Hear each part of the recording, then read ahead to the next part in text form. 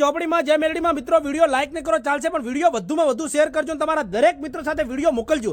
અત્યારના ટાઈમમાં હું ઇન્સ્ટાગ્રામમાં, ફેસબુકમાં, યુટ્યુબમાં ખૂબ જ જોઉં છું કે આજે સધી માતાજીનો બર્થડે છે, આજે મેલડી માતાજીનો બર્થડે છે, આજે શિકોતર માતાજીનો બર્થડે છે.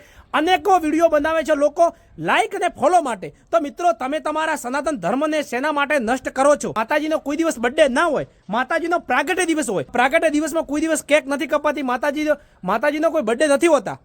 માતાજીને આપણા ઘરડિયાઓ અને વર્ષો પહેલા માતાજીને સુખડીનું ધૂપ આપતા હતા. અને આ બધા નવા આજના ટાઈમમાં બધા છોકરાઓ કેક કાપે છે અને માતાજીને ખવડાવે છે. શું તમને લાગે છે માતાજીને કેક ચડે છે? તમે કે શાસ્ત્ર પુરાણમાં વાંચેલું છે કે માતાજીને કેક ચડે છે અને માતાજી કેક ખાય છે?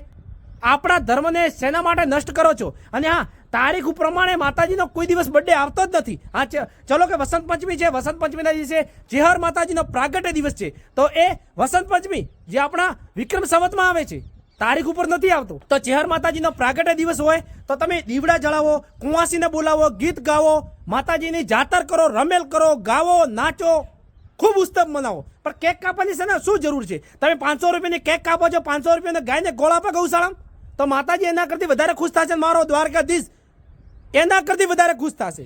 તમે 500 રૂપિયાની કેટલી અનેકો કેક લાવી ખવડાવો છો, આપણા ધર્મને નષ્ટ કરો છો. માતાજી કેક ખાય છે? માતાજીને આપણા ઘરડિયાઓ સુખડીનો પ્રસાદ આપતા હતા, જાતે બનાવી, અને તમે કેક ખવડાવો છો. કેક શેની બને છે તમને ખબર છે? તો વિડીયો વધુમાં વધુ શેર કરજો. અને જે કોઈ ભાઈને ખોટું લાગ્યું કે વાત ખોટી છે તો હાલના જ મને બ્લોક કરી નાખજો. અને આપણા ધર્મને નષ્ટ મત કરો પ્લીઝ. જય ચેહરમાં, જય ઝોપડીમાં, જય મેલડીમાં, જય ગોગા મહારાજ.